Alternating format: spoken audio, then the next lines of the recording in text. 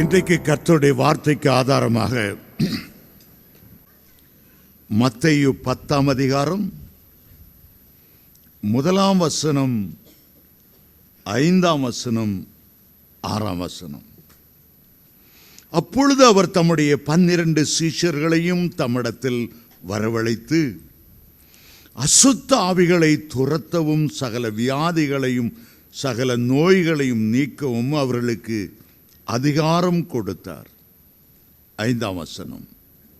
இந்த 12 இயேசு அனுப்புகையில் அவர்களுக்கு கட்டளையிட்டு சொன்னது என்னவென்றால், நீங்கள் புறஜாதியார் நாடுகளுக்கு போகாமலும் சமாரியர் பட்டணங்களில் பிரவேசிக்காமலும் காணாமற் போன ஆடுகளாகிய இஸ்ரவேல் வீட்டாரிடத்திற்கு போங்கள்.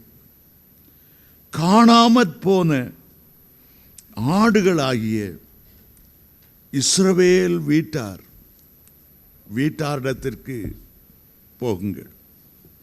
ஆண்டவர் இங்கே ஒரு வார்த்தையை குறிக்கிறார். காணாமற் போன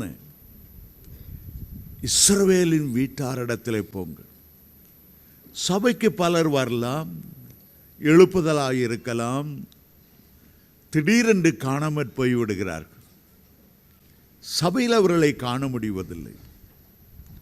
தேவனோடு அநேகர் ஆரம்பிக்கிறார்கள், காணப்படாமற் போய்விடுகிறார்கள்.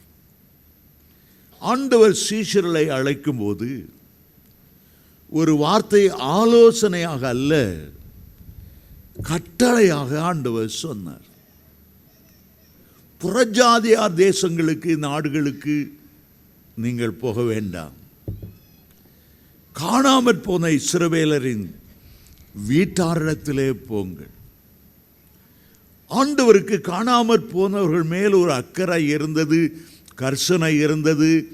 மறுபடியும் அவர்களை கொண்டு வர வேண்டும் என்று ஆவல் கொண்டிருந்தார். ஒரு கானானிய ஸ்திரீ, புறஜாதி ஸ்திரீயிடத்தில் இயேசு பேசும்போது மத்தேயு 15:24 சொன்னார், காணாமற் போன இஸ்ரவேலரின் வீட்டாருக்காகவே நான் அனுப்பப்பட்டேனே அல்லாமல் மற்றவர்களுக்காக நான் அனுப்பப்படவில்லை. ஆண்டவர் காணாமற் போனதை தேடுகிறவர், இழந்து போனதை தேடவும் ரட்சிக்கவும் மனுஷகுமாரன் வந்திருக்கிறார் என்று வேதம் சொல்லுகிறது. அது அவர் உவமையை சொல்லும்போது காணாமற் போன ஆடுகளின் உவமையை சொன்னார். ஒரு மனுஷனுக்கு 100 ஆடுகள் இருந்தும் அதில் ஒரு ஆடு காணாமற் போனாலும் அந்த நல்ல மேய்ப்பனுடைய உள்ளம் காணாமற் போன ஆட்டின் மீது பொங்கி 99 ஆடுகளையும் சமாதானமான ஒரு இடத்துல நிறுத்திவிட்டு காணாமற் போன அந்த ஒரு ஆட்டை அவன் தேடி தேடி அலைந்து கண்டுபிடிக்கிற வரையிலும் தேடி தெரிந்து கண்டுபிடித்த பின்பு அந்த ஆட்டை தன்னுடைய தோளிலே தூக்கி கொண்டு தன்னுடைய ஊருக்கு வந்து அயலவர்களை பார்த்து, என் ஆடு காணாமற் போனது, அதை கண்டுபிடித்தேன், என்னோடு கூட சந்தோஷப்படுங்கள் என்று மகிழ்வான் என்று லூக்கா 15ஆம் அதிகாரம் 4ஆம் வசனத்தில் அவர் சொல்லுகிறார். ஒரு ஸ்திரீக்கு 10 வெள்ளிக்காசுகள் இருந்து ஒரு வெள்ளிக்காசு காணாமற் போனாலும் அவள் அதற்காக விளக்கை கொளுத்தி வீட்டை பெருக்கி காணாமற் போன அந்த வெள்ளைக்காசை கண்டுபிடிக்கிற வரையிலும் அவள் அதை தேடுவாள். ஒரு தகப்பனுக்கு 2 குமாரந்தார்கள். ஒருவன் வேசியிடத்தில் தன்னுடைய பணத்தை செலவழித்து பரிதாபமாய் பன்றிகளின் உணவு கூட கிடைக்காமல் தவித்தாலும் கூட தகப்பன் இந்த காணாமற் போன மகனுக்காக வழியையே பார்த்து கொண்டு நின்றார். எவ்வளவு காலம் கழித்து வந்தானோ தெரியவில்லை. அவன் வருகிறதை அந்த ஊரார் பார்ப்பதற்கு முன்பு, அவன் வருகிறதை அந்த வீட்டில் உள்ள வேலைக்காரர்கள் இனத்தவர்கள் பார்ப்பதற்கு முன்பு முதலாவது பார்த்தது அந்த அன்புள்ள தகப்பன் தான். மகன் தள்ளாடி தள்ளாடி நடந்து வந்தாலும் அன்புள்ள தகப்பன் அந்த மகனுக்காக எதிர்கொண்டு ஓடி போய் கட்டி பிடித்து அழுது முத்தம் செய்து வரவேற்றார். முறுமுறுத்து கொண்டிருந்த அவனுடைய சகோதரனை பார்த்து சொன்னான், உன் தம்பி காணாமற் போனான், கண்டுபிடிக்கப்பட்டான். நாம் எல்லாரும் சந்தோஷப்பட்டு களி கூற வேண்டும் அல்லவா? நம்முடைய ஆண்டவருடைய குணம், உங்களுடைய குடும்பத்தில் யாராவது தேவனுடைய அன்பை விட்டு விலகி காணாமற் போயிருந்தாலும் அவர்களை அன்போடு தேடி தேடி வந்து கண்டுபிடிக்கிற ஆண்டவர். உங்களுக்கு யாராவது விசுவாசிகள் தேவ அன்பை விட்டு விலகி போய்விட்டார்கள் என்று தெரிந்தால் இயேசுவோடு சேர்ந்து அவரை மறுபடியும் தேவ அன்புக்குள்ளே கொண்டு வரும்படி செபிக்க வேண்டியது உங்களுடைய கடமை. எந்த விசுவாசி காணாமற் போன ஒருவனுக்காக தேவனோடு சேர்ந்து பாரப்படுகிறானோ அவன் ஆசீர்வதிக்கப்படுவான். சவுல் வாலிபனாய் இருந்தபோது அவனுடைய தகப்பனாகிய கீஸ் என்பவருடைய கழுதைகள் காணாமற் போனது. ஆகவே சவுல் கழுதைகளை தேடி தேடி 3 நாட்கள் அலைந்தார். அப்பொழுது சாமுவேல் தீர்க்கதரிசி சொன்னார், காணாமற் போன கழுதை கிடைத்து விட்டது. ஆனால் ஆண்டவர் உன்னை தெரிந்து கொண்டார். காணாமற் போன கழுதை மேல் நீ எவ்வளவு பாரம் கொண்டால் இஸ்ரவேலர் மேல் எவ்வளவு பாரம் கொள்ளுவார். ஆகவே இஸ்ரவேலிலே உன்னை ராஜாவாக அபிஷேகம் பண்ணுகிறார். அருமையான தேவனுடைய பிள்ளைகளே, இழந்து போனதை தேடுகிறவர் கண்ணீரோடு நம்முடைய மத்தியிலே உலாவி கொண்டிருக்கிறார். நீங்கள் இழந்தவைகளை திரும்ப தரும்படி, இழந்து போன சந்தோஷம், இழந்து போன சமாதானம், இழந்து போன குடும்பத்தின் ஐக்கியம், இழந்து போன வேலை எல்லாவற்றையும் உங்களுக்கு கூட தரும்படி இழந்து போன ஆண்டவர் நம்முடைய மத்தியிலே உலாவி கொண்டிருக்கிறார்.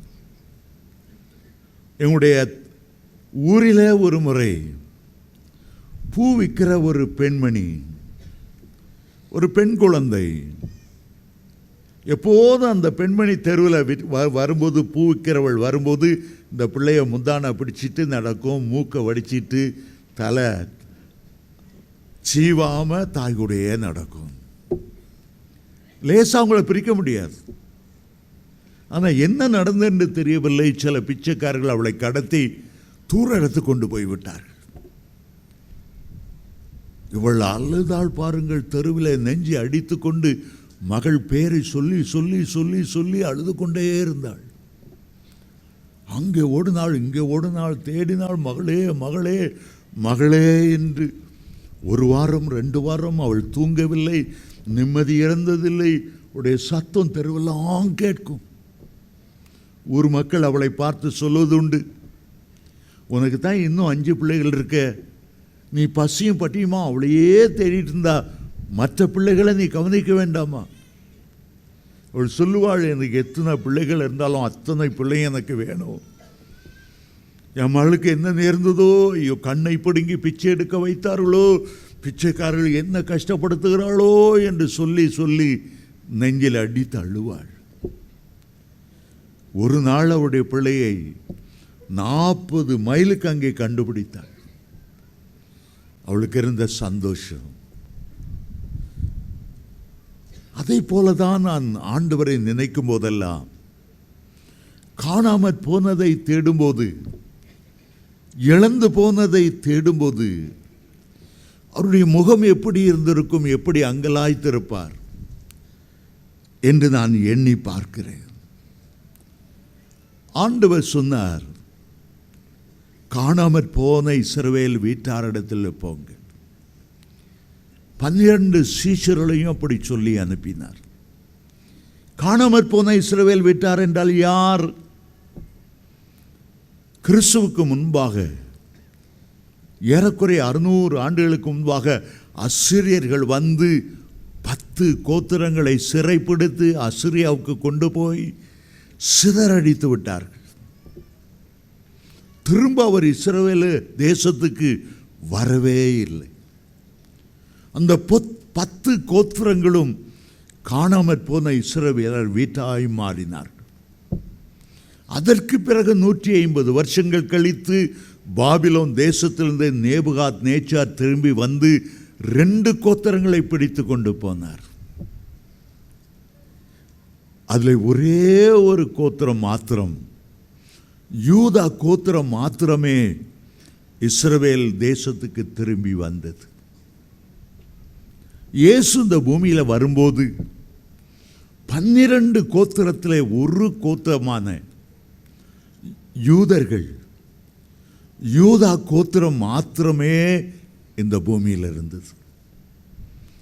11 கோத்திரங்கள் எங்கே போனது என்று யாருக்கும் தெரியவில்லை. ஆகவே ஆண்டவர் சொன்னார், முதலாவது நம்முடைய நோக்கம் ஆபிரகாமின் சந்ததியும் யாக்கோபினுடைய 12 பிள்ளைகளும் கோத்திரங்களும் இருந்து அவர்களை தேடி கண்டுபிடிக்க வேண்டும். ஆகவே அவர்களை தேடி போங்கள் என்று சொன்னார். பெந்தெகோஸ்தே நாளில் அபிஷேகத்தை பெற்றுக்கொண்ட பின்பு ஆதி திருச்சபை நாட்களிலே ஒவ்வொரு சீஷனும் காணாமற் போன இஸ்ரவேலை மற்ற 11 கோத்திரங்களை சுற்றி நடக்க ஆரம்பித்தார். ஒரு கோத்திரம் இந்தியாவில் இருக்கிறது என்பதை உணர்ந்து அப்போஸ்தலனாகிய தோமா இந்தியாவுக்கு வந்தார். ஆண்டவர் சொல்லியிருந்தார், புறஜாதியருடைய வீட்டுக்கு போகாமல் காணாமற் போன இஸ்ரவேலின் வீட்டாரிடத்தில் போங்கள் என்று கட்டளை கொடுத்திருந்தார். இந்தியா பூரணமாய் புறஜாதிகளால் நிரம்பி இருந்தால் தோமா நிச்சயமாய் இந்தியாவுக்கு வந்திருக்க மாட்டார். ஒரு கோத்திரம் இந்தியாவில் இருக்கிறது என்று எண்ணி அவர் வந்தார். அந்த கோத்திரம்தான் லேவி கோத்திரம். இந்தியாவில் ஐயர், ஐயங்கார், நம்பூதிரிகள் இந்தியாவில் 0.5%, 1% அல்ல, 0.5% இஸ்ரவேலின் சுபாவங்களை இந்தியாவுக்கு கொண்டு வந்து இஸ்ரவேலுக்கு ஆசாரியராக இருந்தவர்கள் இஸ்ரவேல் சிறைப்பட்டு போனதினாலே கோவில்களுக்கு ஆசாரியர்களாக, புரோகிதர்களாக வந்த ஒரு கோத்திரம். அவர்கள்தான் இன்றைக்கு இந்தியாவை ஆண்டு கொண்டிருக்கிறார்கள். ஒவ்வொரு பிரதம மந்திரியும் அந்த லேவி கோத்திரத்தை சேர்ந்த பிராமினாய் இருக்கிறார்கள். தோமா முதலிலே வட இந்தியாவில் எங்கே வந்து ஊழியம் செய்தார் என்றால் பிராமணர்கள் மத்தியில் தான் ஊழியம் செய்தார். கேரளாவில் நம்பூதிரிகளை அவர் அதிகமாய் ஆண்டவரண்டை வழி நடத்தினார். சென்னைக்கு மயிலாப்பூரில் அவர் ஊழியம் செய்ய வந்தார். அந்த நாட்களில் மயிலாப்பூர் முழுவதும் ஐயர்களால் நிரம்பியிருந்தது. அவரை, தோமாவை ஈட்டியால் குத்தி கொண்ட சரித்திரத்தை பார்க்கும்போது அதுவும் ஒரு பிராமணன் என்பதை நீங்கள் அறியலாம். இன்றைக்கு அந்த 12 கோத்திரங்களும் எங்கே எங்கே எங்கே போனது என்று ஆராய்ச்சியாளர்கள் தேட ஆரம்பித்தார்கள். தான் கோத்திரம் எங்கே போனது? ஒரு தேசத்துக்கு பெயர் தான் மார்க், டேன்மார்க். நாங்கள் தான் கூத்தத்தை சேர்ந்திருக்கிறோம், மார்க் பண்ணிக்கொள்ளு. எங்கே போனாலும் இந்த தான் கோத்திரத்தால் முதலிலே தான் என்ற பெயரை வைப்பார்கள் அல்லது முடிவிலே தான் என்று பெயர் வைப்பார்கள். ஸ்வீடன் என்பது தான் கோத்திரம், டான்மார்க், டென்மார்க் அந்த கோத்திரம். அமெரிக்கா சென்றிருந்த போது அங்கே என்னை பார்த்து ஒரு கேள்வி கேட்டார்கள். ஐயா, அமெரிக்காவுக்கு குறித்து வேதத்தில் எங்கேயாவது சொல்லப்பட்டிருக்கிறதா? நான் சொன்னேன், நேரடியாக சொல்லப்படவில்லை. ஏனால் அமெரிக்கா 15ஆம் நூற்றாண்டுகளுக்கு பிறகுதான் கண்டுபிடிக்கப்பட்டது. கொலம்பஸ் கண்டுபிடிக்க வேண்டுமென்று அவர் புறப்பட்டார். ஆனால் வேதம் அதற்கு முன்பாகவே 1500 ஆண்டுகளுக்கு முன்பாகவே எழுதப்பட்டு விட்டது. ஆனாலும் காணாமற் போன ஒரு கோத்திரம் அமெரிக்காவில் இருக்கிறது. அது யோசேப்பின் கோத்திரம். வேதத்தில் பிரித்தானியா என்று அழைக்கப்படுகிறது. பிரிட்டனை குறிக்கிறது. இங்கிலாந்து தேசம் என்று அதை நாம் அழைக்கிறோம். அங்கே பூரா யோசேப்பின் கோத்திரத்தார் வந்து சேர்ந்திருக்கிறார்கள். யோசேப்பின் பிள்ளைகளை யாக்கோபு அழைக்கும் போது மனாசையும் எப்ராஹிமையும் பக்கத்தில் வைத்து ரெண்டு பேரும் ஆசீர்வதிக்கும் போது, ஐயா மூத்த மகன் மனாசே, அவன் மேல் நீங்கள் இடது கையை வைத்து விட்டீர்கள், வலது கையை வைத்து ஆசீர்வதிங்க. யோசேப்பின் ரெண்டு பிள்ளைகள் எப்ராஹிமும் மனாசையும் ரெண்டு கோத்திரங்களாய் மாறும்படி யாக்கோபு ஆசீர்வதித்தார். அதில் எப்ராஹிம் ஒரு பெரிய கோத்திரமாய் இங்கிலாந்து தேசத்திலிருந்து கப்பலிலே புறப்பட்டு போய் அமெரிக்காவை கண்டுபிடித்தார்கள். சின்ன இங்கிலாந்து தேசம், அதிலிருந்து ஆஸ்திரேலியா தேசம் உருவானது. யோசேப்பு இங்கிலாந்தாய் இருந்தாலும் அவர் மூலமாய் ரெண்டு பிள்ளைகள் எப்ராஹிம் கோத்திரத்தார் அமெரிக்கா வந்தார்கள். மனாசே கோத்திரத்தார் ஆஸ்திரேலியா வந்தார்கள். ரெண்டு கண்டங்கள் தோன்றினது. இந்த 12 கோத்திரத்தை குறித்து நீங்கள் வேதத்தில் வாசிக்கும் போது யாக்கோபு 12 பிள்ளைகளை ஆசீர்வதிக்கிறதை ஆதியாகமம் 49 வாசிக்கிறோம்.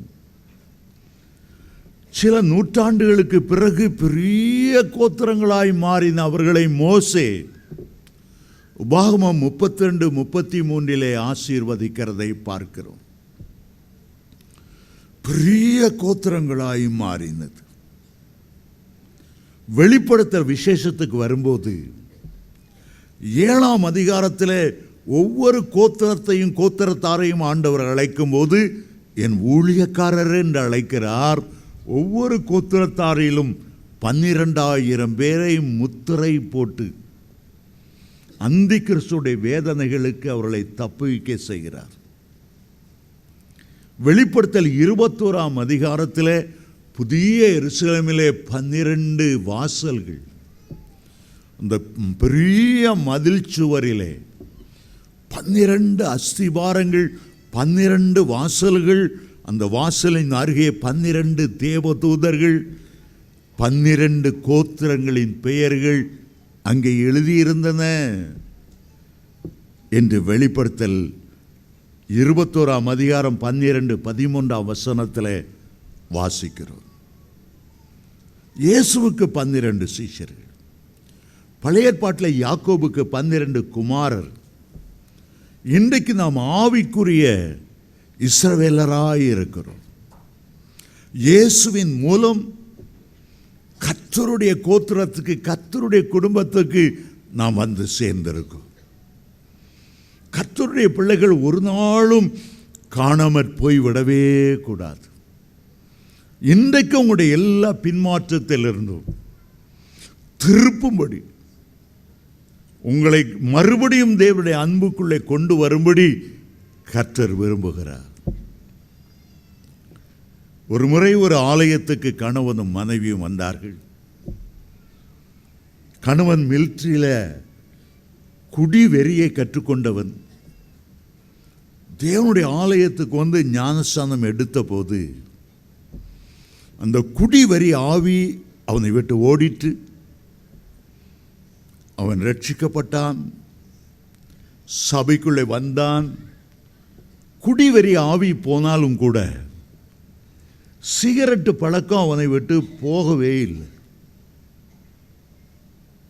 சபைக்கு வரும்போது யாரோடு பேசினார்னா, என்னப்பா நீ பேசும்போது கப்பு கப்புன்னு அடிக்குது, சிகரெட்டு உதவியா? இவருக்கு என்ன சொல்லனே தெரியாது. பல பாவங்கள் தன்னை விட்டு போனது உண்மைதான். ஆனால் ஏதோ ஒரு பாவம் அவரை சிக்க வைத்து கொண்டே இருந்தது. புகைப்பிடிக்கிறதுலேருந்து, சிகரெட் ஊதுவதிலிருந்து ஒரு விடுதலை இல்லை. என்னதான் பக்தியாய் நடந்தாலும் திடீரென்று அந்த ஞாபகம் வந்துவிடும். யாராவது புகைப்பிடித்தார்கள் என்றால் உடனே உத வேண்டும் என்று ஆசை வரும். ஆவே சந்து பொந்துக்குள்ளே போய் ஒரு கடையில் வாங்கி 12 சிகரெட்டை அட் அ டைமில் ஊதி தள்ளிடுவார். சபைக்கு வரும்போது குற்ற மனசாட்சி வாதிக்கும்.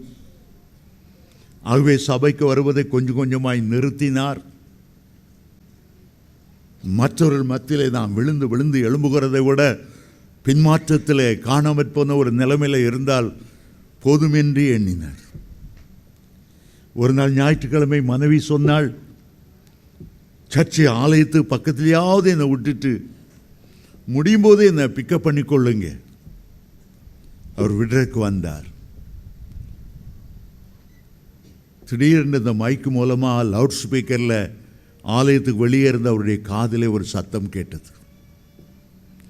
ஏதோ ஒரு பாவ பழக்க வழக்கம் உன்னை தேவ சமூகத்தில் காணாமற் போகும்படி செய்ததா?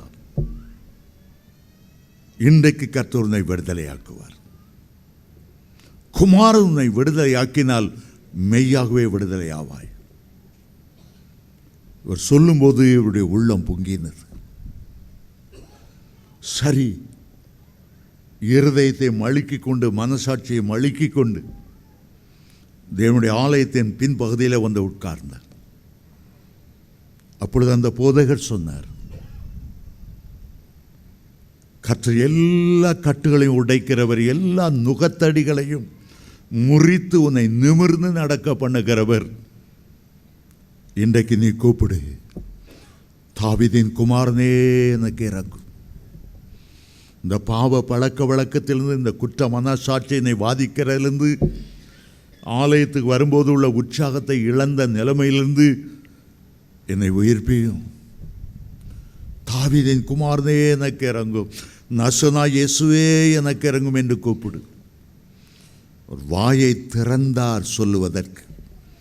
ஒரு பலத்த அபிஷேகம் அவர் மேலே இறங்கினது. தூக்கி வீசப்பட்டார் தேவனுடைய வல்லமையினால. அதோடு அந்த நுகத்தடி முறிந்தது. சீரட்டுகளை ஊதுகிற பழக்கம் அவரை விட்டு நீங்கினது. ஏதோ ஒரு பாவ பழக்க வழக்கத்துக்கு நீங்க அடிமைப்பட்டிருந்திருக்கலாம். இதிலிருந்து எனக்கு விடுதலை கிடைக்கலையே,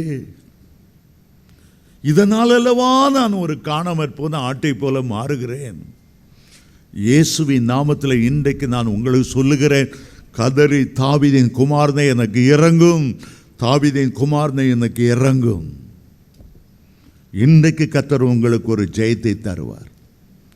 குமாரன் விடுதலையாக்கினால், யோவான் 8:36 சொல்லுகிறது, நிச்சயமாகவே விடுதலை ஆவீர்கள். சத்தியத்தை அறிவீர்கள், சத்தியம் உங்களை விடுதலையாக்கும் என்று யோவான் 8:32 சொல்லுகிறது. எங்கே ஆவியானவர் உண்டோ அங்கே விடுதலை உண்டு. 2 கொரிந்தியர் 3:17 சொல்லுகிறது.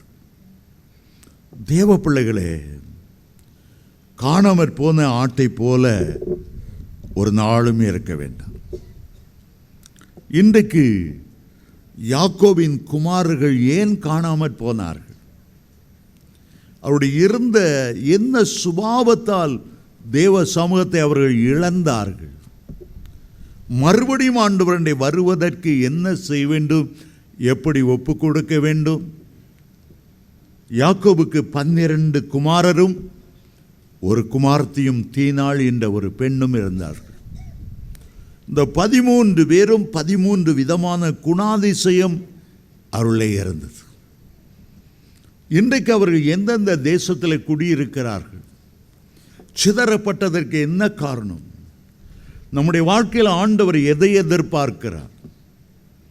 ஒரு 5 பிள்ளைகளை குறித்து வேகமாய் நேரம் கிடைக்கிற வரையிலும் உங்களுக்கு நான் சொல்ல விரும்புகிறேன். உங்களுக்கு தெரியும், யாக்கோபுக்கு 4 மனைவிமார். முதல் மனைவி லேயாள், 2வது மனைவி ராகேல், 3வது மனைவி சில்பாள், 4வது மனைவி அந்த அம்மா பேர் பில்காள். 4 மனைவிகளுக்கும் 12 பிள்ளைகள் குமாரர். எல்லாவற்றிலும் முதலாயிருக்கிறவர் ரூபன் கோத்திரத்தார். அவருடைய மூத்த மகன் சேஷ்ட புத்திர பாகன். யாக்கோவுக்கும் லேயாளுக்கும் குழந்தை பிறந்தபோது அந்த குழந்தையை பார்த்து இதோ ஒரு மகன் என்று சொன்னபடினால் ரூபன் என்று அழைக்கப்பட்டான். ரூபன் என்றால் நமக்கு ஒரு குமாரன் என்று அர்த்தம்.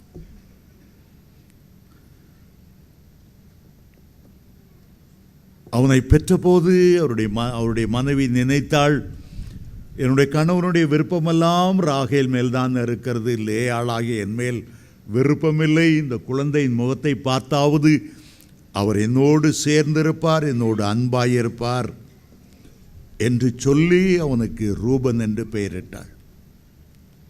ஆனால் இந்த ரூபனுடைய முக்கியமான ஒரு சுபாவம், அவனை காணாமற் போக செய்யும்படியான ஒரு சுபாவம். அவன் தண்ணீரை போல தழுமினவனாய் இருந்தான். அவனுக்குள்ளே இச்சை தலையெடுத்து கொண்டே இருந்தது. அதை அடக்கி வைக்க அவனால் முடியவில்லை. மாம்ச இச்சையிலிருந்து ஜெயம் பெற என்ன வழி என்று தெரியாமல் கடைசியில் தன்னுடைய தகப்பனுடைய மறுமனையாட்டி, தனக்கு சித்தி சின்ன அம்மா என்று முறை கொள்ளுகிற சில்பாள் இடத்தில் மாம்சீச்சிலே அவன் விழுந்து போனான். ஒரு நாள் அந்த 12 கோத்திரங்களை ஆசீர்வதிக்க 12 பேரையும் தன்னண்டை கூட்டி சேர்த்து ரூபனை பார்த்து தகப்பன் என்ன சொன்னார்? ஆதியாகமம் 49 3ஆம் வசனம் சொல்லுகிறது, ரூபனே, நீ என் சேஷ்ட புத்திரன், நீ என் சத்துவமும் என் முதற்பலனுமானவன், நீ மேன்மையில் பிரதானமும் வல்லமையில் விசேஷம் உள்ளவன். முதலாவது நன்மையான காரியங்களை, பாராட்டுகிற காரியங்களை ஆண்டவர் சொல்லுகிறார். எப்போதுமே ஆண்டவர் எடுத்த உடனே குற்றத்தை சொல்றதல்ல. 7 சபைகளுக்கு எழுதும்போது ஒவ்வொரு சபையில் உள்ள நல்ல காரியங்களை பாராட்டினார். வெளிப்படுத்தல் 2-3 அதிகாரத்தில் அந்த 7 சபைகளையும் நல்லதை பாராட்டுகிறார், தவறானதை சுட்டி காண்பிக்கிறார். 4வது வசனத்திலே இவ்விதமாய் சொல்லப்பட்டிருக்கிறது, தண்ணீரை போல தழும்பினவனே, நீ மேன்மை அடைய மாட்டாய். உன் தகப்பனுடைய மஞ்சத்தின் மேல் ஏறினாய், நீ அதை தீட்டுப்படுத்தினாய். என் படுக்கையின் மேல் ஏறினானே.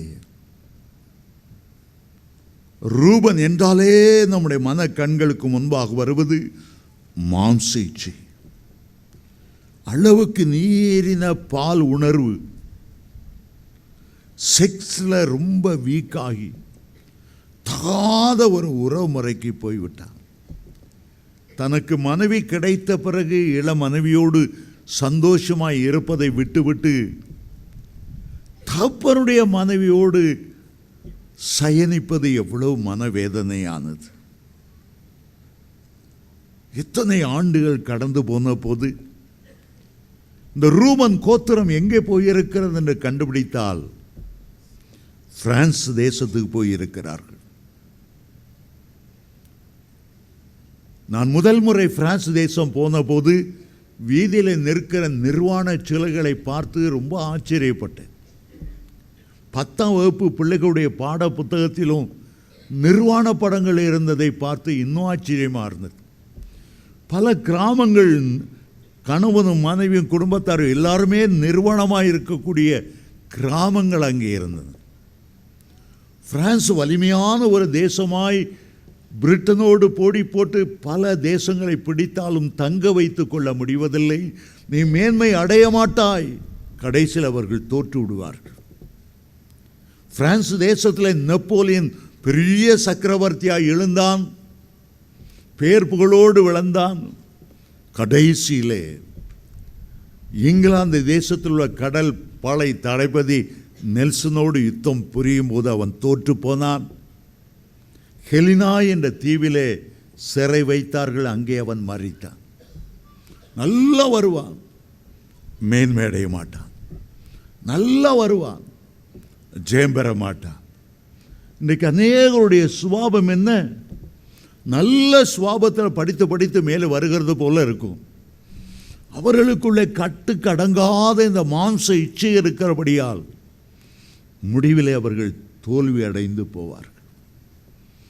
இன்றைக்கு இயேசுவின் நாமத்தில் அவருடைய அபிஷேகத்தால் நிரப்பும்போது அந்த அபிஷேகம்தான் நுகத்தடிகளை முறிக்கக்கூடியது, மாம்ச இச்சைகளிலிருந்து ஒரு விடுதலை தரக்கூடியது. இன்றைக்கு அநேக பேர் கண்களின் இச்சையில் எனக்கு ஜெயமில்லை என்று சொல்லுகிறார். ஒரு பிஷப் சொன்னார், ஜவுளி கடையில் வச்சிருக்கிற பொம்மைகளை பார்த்தாலே எனக்கு இச்சை வந்துடுது என்று. யார் தான் அவரை பிஷப்பாக்குனாங்களோ எனக்கு தெரியல. ஒரு முன்மாதிரி இல்லாத ஒரு பிஷப்.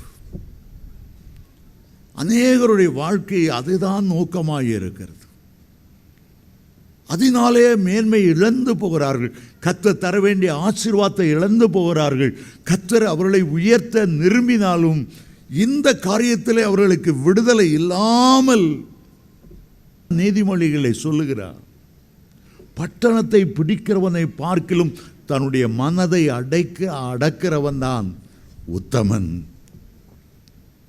ஒரு ஆட்டை அடக்கலாம், மாட்டை அடக்கலாம், கழுதை அடக்கலாம், கப்பலை அழுக்கலாம், குதிரை அடக்கலாம். ஆனால் ஒரு மனுஷனை அவன்தான் அடக்க வேண்டும். அவனுக்குள்ளே காணப்படுகிற இச்சைகளுக்காக வாரத்தில் ஒரு முறை உபவாசித்து தேவ சமூகத்தில் உடைய அக்கினி என் மேலே இறங்கி எப்படி இந்த எக்ஸ்ரே கேன்சர் கிருமிகளை அப்படியே சுட்டரிக்கிறதோ அந்த ரேடியேஷன் போல உடைய அபிஷேகம் என் மேல் வந்து அந்த இச்சைகளை முறிக்கட்டும், எனக்கு விடுதலை தரட்டும். அபிஷேகத்தினாலே நுகத்தடி முறிந்து போகும் என்று ஏசாயா 10:47 நாம் வாசிக்கிறோம்.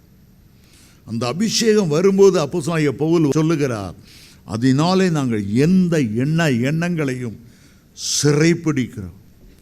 மாம்ச இச்சைகளை கொண்டு வருகிற எண்ணங்களை 2 கொரிந்தியர் 10:4 என்று நினைக்கிறேன். எந்த எண்ணத்தை நாங்கள் சிறைப்படுத்துகிறோம்? அருமையான தேவனுடைய பிள்ளைகளே, ரூபன் கோத்திரம் காணாமற் போனதற்கு மாம்ச இச்சையிலே ஒரு ஜெயம் இருந்தா இல்லாததே முக்கியமான ஒரு காரணம். இரண்டாவதாக இன்னொரு மனிதனை வாசிக்கிறோம். யாக்கோபின் 2வது குமாரன் பெயர் சிமியோன் என்பதாகும். இன்றைக்கு சிமியோன் ஒரு கோத்திரமாக ஒரு தேசமாக அல்ல, அவர்கள் சிதறடிக்கப்பட்டு போனார். ஐரோப்பா முழுவதும் சிதறடிக்கப்பட்ட ஒரு கோத்திரம் உண்டானால் அது சிம்சோன் கோத்திரம்தான். அவன் என்ன செய்தான்? யாக்கோபு சொல்லுகிறார், சிமியோனும் லேவியும் ஏக சகோதரர்கள், அவர்கள் பட்டயங்கள் கொடுமையின் கருவிகள். என் ஆத்துமாவே அவருடைய இரகசிய ஆலோசனைக்கு உடன்படாதே, என் மேன்மையே அவர்கள் கூட்டத்தில் நீ சேராதே. அவர்கள் தங்கள் கோபத்தினாலே ஒரு புருஷனை கொன்று தங்கள் அகங்காரத்தினாலே அரண்களை நிர்மூலமாக்கினார்களே. உக்கிரமான அவர்கள் கோபமும் கொடுமையான அவர்கள் மூர்க்கமும் சபிக்கப்பட கடவது. யாக்கோபிலே அவர்களை பிரியவும் இஸ்ரவேலிலே அவர்களை சிதறவும் பண்ணுவேன். சிமியோன் சிதறி போனார். சிமியோன் சிதறி போனான். காரணம், சீறுகிற கோபம் அவனுக்குள்ளே இருந்தது. அவருடைய தகுதியான தங்கை தீனாள் நகரத்தை பார்க்க, பெண்களை பார்க்க, சுற்றி பார்க்க போன போது சீகேமின் இடத்தில் உள்ள வாலிபன் அவளை கண்டான். அவளுடைய அழகை கண்டான். நயமுற அவளோடு பேசினான். தன்னுடைய அறைக்கு கொண்டு போய் அவளை கெடுத்து போட்டான். இது சிமியோனுக்கு தெரிய வந்தது. சிமியோன் கொந்தளித்து எழுந்தான். மற்ற 12 சகோதரர்களுக்கும் வருத்தம் இருந்தாலும் சிமியோனுக்கு கோபம் மூர்க்கமாய் மாறினது. பட்டயத்தை எடுத்து கொண்டு போனான். அந்த ஊரில் உள்ள அவ்வளோ பேரையும் அவன் சங்கரித்தான். சிலருக்குள்ளே கோபம் வந்தால் அடக்க முடியாது.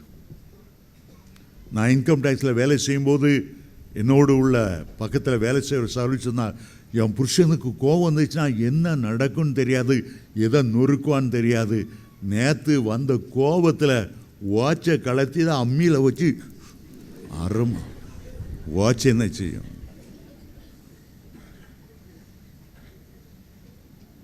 சிலர் பெஞ்சதை அடிச்சிருவாங்க கோவத்தில். பெஞ்சதி என்னச்சுவா புருஷனை அடிக்கலாது.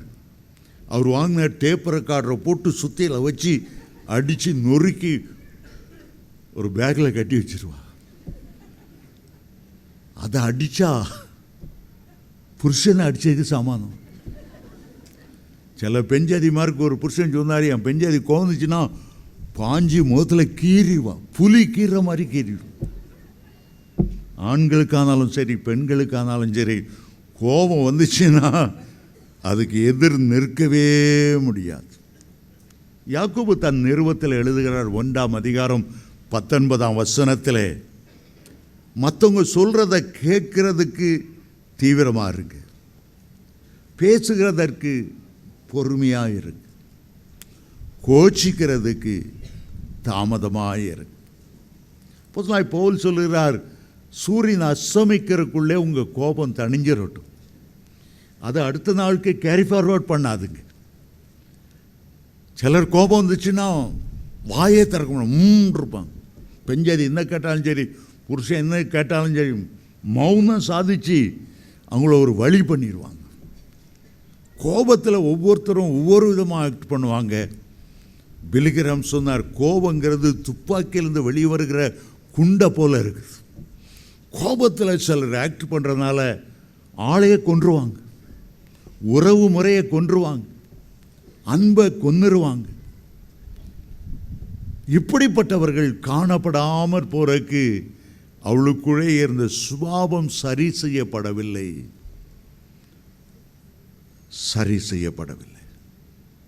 கோபத்திலிருந்து எனக்கு விடுதலை இல்லை. கோபத்திலிருந்து எனக்கு விடுதலை இல்லை. மோசே சகல ஜனங்களிலும் சாந்த குணம் மிக்கவராய் இருந்தார். பூமியில் உள்ள சகல ஜனங்களிலும் அவர் தான் சாந்த குணம். ஆனால் ஒரு நாள் அவர் மலையிலிருந்து, சீனாய் மலையிலிருந்து 40 நாட்கள் இறங்கி வரும்போது, இங்கே இஸ்ரவேலர் ஒரு பொன் கண்குட்டியை செய்து வந்து அதற்கு திருவிழா என்று சொல்லி நிர்வாணத்தோடு நடந்து மாடிக்கொண்டு இருந்ததை பார்த்தார். கோபம் அப்படி மூக்கு மேலே ஏறிட்டு, தேவன் உண்டாக்கின கற்பலைகள் 2 கையில் தூக்கிட்டு வந்தாலும் கீழே போட்டு உடைத்தார். தேவனிடத்திலே கோபம். அடுத்த முறை தண்ணியில் தாகம் ஒவ்வொருவரும் கத்த தாங்க முடியாமல் ஆண்டவர்கிட்ட போனார். ஆண்டவர் சொன்னார், இந்த கண்மலையோடு பேசு, தண்ணீர் வரும். இவர் அந்த டென்ஷனில் கோபம் வந்ததுனால, இந்த கண்மலையிலிருந்தால் தண்ணீர் வரும், கண்மலையை போட்டு அடின்னு அடித்து விட்டார். ஆனால் அந்த கண்மலை கிறிஸ்து என்று 1 கொரிந்தியர் 10:4 வாசிக்கிறோம். என்னால் அவர் கானானை பார்க்கவே முடியலை. தேவனுடைய பிள்ளைகள் கோபத்தை குறித்து எச்சரிக்கையாக இருக்க வேண்டும். 3ஆவதாக லேவி கோத்திரம், இந்தியாவுக்குள்ள வந்த கோத்திரம். விக்கிரகங்களுக்கு இன்றைக்கு ஆராதனை செய்து கொண்டிருக்கிற ஒரு கோத்திரம். இன்றைக்கு பிஜேபி ஆகட்டும், ஆர்எஸ்எஸ்ஸாக இருக்கட்டும், அதில் இருக்க அவ்வளோ பேரும் கிறிஸ்துவர்களுக்கு விரோதமான வைராக்கியம் காட்டுகிறவர்கள். லேவி என்ற வார்த்தைக்கு பட்டயம், பழிவாங்குதல் என்ற அர்த்தம். பழிவாங்குகிற லேவி சிமியோனோடு கோபக்காரனோடு ஒன்று சேர்ந்து விட்டார். 2 மடங்கு ஆபத்து. சங்கீதம் 50:18 சொல்லுகிறார், நீ திருடனை காணும்போது அவனோடு ஒத்து போகிறாய், விபச்சாரக்காரனோடும் உனக்கு பங்கு உண்டு. அவன் யாரோடு தோழமை வைத்தான்? கோபக்காரனோடு தொடர்பு வைத்தான். இவன் பேரும் பட்டயம், அவன் பேர் கோபக்காரன். மலையாளத்தில் கோபக்காரங்கிறதுக்கு இன்னொரு பேர் உண்டு, மூர்க்கன். நல்ல பாம்புங்கிற கெட்ட பாம்புக்கு மலையாளத்தில் உள்ள பேர் மூர்க்கன். எத்தனை பேருக்கு தெரியுமோ தெரியல. நல்ல பாம்பு சர்ன்னு இருக்கும். அதெல்லாம் ராஜ கருணாக பாம்புன்னு ஒன்று இருக்குது, பொல்லாதது, மூர்க்கத்தனத்துக்கு பேர் பெற்றது. அந்த பாம்புக்கு பேரே மூர்க்கன். சிலர் அந்த பாம்பின் சுவாபத்தை தங்களை ஏற்றுக்கொண்டு மூர்க்கத்தனமாக இருக்கிறதினாலே அவருடைய வாழ்க்கையில் தோல்வி ஏற்படுகிறது. உலக பிரகாரமான பட்டயத்தை எடுக்காதே. பேதுரு கெத்செமனே தோட்டத்தில் அந்த பட்டயத்தை எடுத்தார். ஆண்டவர் சொன்னார், இந்த பட்டயத்தை உரையிலே போடு, பட்டயத்தை எடுக்கிறவன் பட்டயத்தால் சாவான். தேவனுடைய பிள்ளைகளுக்கு ஒரு பட்டயம் இருக்கிறது. எபேசியர் 6:17 வேத வசனமாகிய ஆவியின் பட்டயத்தை எடுத்துக்கொள்ளுங்கள். அதை நீங்கள் எவ்வளோ எடுத்தாலும், வேத வசனத்தை சுட்டி காண்பித்தாலும், வேத வசனங்கள் ஆவியாயும் இருக்கிறது, ஜீவனமாயும் இருக்கிறது. தான் செய்கிற காரியத்தை அதை செய்யும்படி வாய்க்கக்கூடியது. லேவிகளும் சிமியோனும் எழுந்து 2 பேர் அந்த சீகேம் பட்டைய உள்ள போய் எல்லா ஆண் மக்களையும் கொன்று போட்டார்கள். யாக்கோபு துக்கத்தோடு சொன்னார், அவ்வளோ பேரும் கொன்னுட்டீங்களப்பா. பக்கத்தில் உள்ளவங்க கேள்விப்பட்டா என் சின்ன குடும்பம் 12 பேரை வந்து அவங்க அழிப்பாங்களே. புறஜாதியார் மத்தியில் என் வாசனையை நீங்கள் கெடுத்துட்டீங்களே. என்னை பற்றி நல்ல ஒப்பினா சொன்னாங்க. யாக்கோபு கூடாரவாசி, குணசாலி, அப்படித்தானே பேர் பெற்றேன், என் வாசனையை கெடுத்துட்டீங்களே. லேவி என்றால் பட்டய கருக்கு போல பேசுகிறவன், எதுக்கெடுத்தாலும் பட்டயத்தை உருகிறவன், எதுக்கெடுத்தாலும் கையை நீட்டி விடுகிறவன். ஒரு சண்டையை சமாதானமாக அமர்த்த தெரியாது. மீச துடிக்குது, நான் யார் தெரியுமா, போய் சண்டைக்கு போயிடுவாங்க. அந்த சுபாவத்தால் தான் அவர்கள் காணாமற் போனார்கள். 4வதாக இன்னொரு கோத்திரத்தை பார்க்கிறோம். யாக்கோபின் 4வது குமார், அவன் பேர் யூதா. நம்ம எல்லாரும் யூதான்னு உடனே கர்த்தரை துதிக்கிற துதி, ஜெபிக்கிற ஜெபம் நினைக்கிறோம். ஆனால் அவர் வாலிப வயதிலே, அவர் இளமையிலே தன்னுடைய சகோதரர்களை விட்டு பிரிந்து போனார். தனியாய் அதுலாம் என்ற ஒரு மனுஷனோடு போய் இறந்தார். அங்கே போகும்போது பல பாவங்கள் அவனை ஆண்டு கொண்டது. தாமார் என்று சொல்லப்பட்ட சொந்த மருமகளிடத்திலே தவறாய் நடந்து 2 பிள்ளைகளை பெற்றுவிட்டார், 2 பிள்ளைகளை. அவருடைய வாழ்க்கையில் ஒரு அவதூறு நடந்து விட்டது. குடும்பத்தை விட்டு பிரிந்ததினால், சகோதரை விட்டு பிரிந்ததினால், ஒரு பிரிவினை ஆவி அவர்களுக்குள்ளே கிரிந்து சென்றதால், நான் தனியாக போய் விடுவேன் என்று சொல்லி கொண்டிருந்ததால் இந்த பிரிவினை ஆவிகளினால் கஷ்டப்பட்டார். சில பெண்கள் எதுக்கு எடுத்தாலும், நான் என் தாய் வீட்டுக்கு போகிறேன், நான் இவரோடு வாழ மாட்டேன், நான் டைவர்ஸ் பண்ணிடுவேன். பேசுகிறதே தேவன் இணைத்ததை சாந்தத்தால் அதை இணைக்காம முடியாமல் பிரிந்து போகிற ஒரு சுபாவத்துக்கு இடம் கொடுப்பது எவ்வளவு வேதனையானது. 133ஆம் சங்கீதம் சொல்லுகிறது, இதோ சகோதரர் ஒருமித்து வாசம் பண்ணுகிறது, எத்தனை நன்மை, எத்தனை இன்பமானது. ஒவ்வொரு நாளும் நீங்கள் ஜெபிக்கும் போது குடும்ப ஐக்கியத்துக்காக ஜெபிங்க. ஒரு நாளும் உங்களுடைய வாயில விவாகரத்து, டைவர்ஸ் என்ற வார்த்தை வரவே கூடாது. கணவன் மனைவியை விட்டு உபவாசத்தினால் அன்றி மற்ற எந்த விதத்திலும் நீங்கள் பிரிந்து போகக்கூடாது. சாத்தான் அதை தூண்டி விடுவான், பாவம் செய்ய எண்ணங்களை தருவான், பாவம் செய்ய சந்தர்ப்பங்களை அவனே கொடுப்பான். தேவ பிள்ளைகள் ஒற்றுமையாய் நின்னால்தான் அவர்கள் ஜெயம் பெற முடியும். ஒருவன் 1000 பேரை தூரத்தினால் கணவனும் மனைவியும் சேர்ந்து ஜெபித்து ஒரு மனப்பாடோடு ஜெபித்தால் 10000 பேரை நீங்கள் ஜெயம் பெற முடியும்.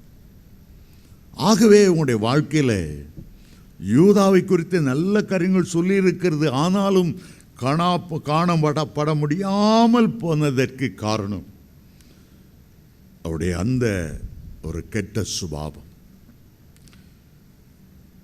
அவனுடைய மருமகளையே தன்னுடைய மனைவியாய் கொண்டு தன்னுடைய பேரர்களை தன்னுடைய பிள்ளையாக பெற்றெடுக்கக்கூடிய ஒரு பரிதாபமான நிலைமைக்கு வந்தார். புத்தியில்லாத ஒரு செயல். கடைசியாக ஒன்றை மட்டும் சொல்லி முடிக்க விரும்புகிறேன். யோசேப்பு கனிதரும் செடி, அவன் நீரூற்றண்டையில் கனிதரும் செடி. வில்வீரர் அவனை பகைத்து அவன் மேல் அம்புகளை எய்தார்கள், ஆனாலும் அவனுடைய வில் உறுதியாய் நின்றது என்று ஆதியாகமம் 49ஆம் அதிகாரம் 22 முதல் 24 வரை வாசிக்கிறோம். யோசேப்பு சிறந்த உத்தமன். ஆனால் ஒரு சிறிய சுபாவம், ஒரு சிறிய தீமையான சுபாவம் அவனிலே இருந்தது. தன்னுடைய சகோதரருடைய குறைகளை தன்னுடைய தகப்பனிடத்தில் சொல்லி வருவார். 11 சகோதரர் மேலே என்ன குற்றம் என்ன குறைவு அதை பார்த்து சும்மா விடுறதில்ல, அப்பாட்ட வந்து கோல் மூட்டுறது. இதனால தான் அவனுடைய சகோதரர்கள் அவனை பகைத்தார். வேதம் சொல்லுகிறது, உன்னுடைய சகோதரர்களுக்குள்ளே கோல் சொல்லி திரியாயாக. ஒரு இடத்துல ஒரு குற்றம் கண்டுபிடித்தால் தேவ சமூகத்தில் முழங்கால் படிட்டு அவர்களுக்காக ஜெபிக்க வேண்டும். ஒரு குற்றம் கண்டுபிடித்தால் உடனே ஒரு பெரிய கொட்டை தோள்களை போட்டு டொண்டோ சகல மனுஷர் வந்து இவன் என்ன பாவம் செய்துட்டான், இவன் அந்த அக்கிரமம் செய்யிட்டான், அவனை பேரை கெடுத்து அவன் முகத்தறையை கிழித்து அவனை வெளியரங்கமாக்கி பப்ளிக்காக்கி அவனுடைய பேரை கெடுப்பேன் ஒன்று போகவே கூடாது. எல்லாரும் குறைவுள்ள மனுஷன். நம்முடைய குறை நமக்கு தெரியாமல் இருக்கலாம். யாரிடத்தில் ஆகிலும் குறை கண்டுபிடிக்கும் போது தேவ சமூகத்தில் அதை நிறுத்தி ஜெபிக்கும்போது இந்த குறைகளை ஆண்டவர் நிறைவாய் மாற்றுவார். அருமையான தேவனுடைய பிள்ளைகளே, ஏன் இஸ்ரவேலர் காணாமற் போனார்? இந்த 5 குறைபாடுகள், 5 தேவ மனுஷருக்குள்ள 5 வித குணாதிசயங்கள் திருத்தப்படாமலே இருந்தபடியால் அவள் சிறைப்பிடிக்கப்பட்டு போனார். ஆனால் சிறைப்பிடிக்கப்பட்ட அவர்களை மறுபடியும் கொண்டு வர வேண்டும் என்று ஆண்டவர் மனம் இறங்கி, நீங்கள் புறஜாதியார்கிட்ட போகாமல் முதல்ல ரட்சிக்கப்பட்ட காணாமற் போன இஸ்ரவேல் வீட்டாரிடத்தில் போங்க. அவங்கள திருப்பும்போது புறஜாதியார் தானாகவே திரும்பி வருவார். தேவ ஜனங்களுக்குள்ள ஒரு அன்பு, ஒரு ஐக்கியம் காணப்பட வேண்டும். உங்களுடைய வாழ்க்கையில் யோசித்து பாருங்கள்.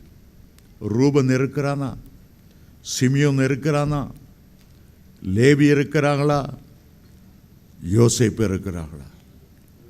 இன்றைக்கு நாம் சீர்படுத்தி கொள்ளும்போது கர்த்தருடைய ஆவியானவர் உங்கள் மேல் இறங்குவார், உங்களை பயன்படுத்துவார்.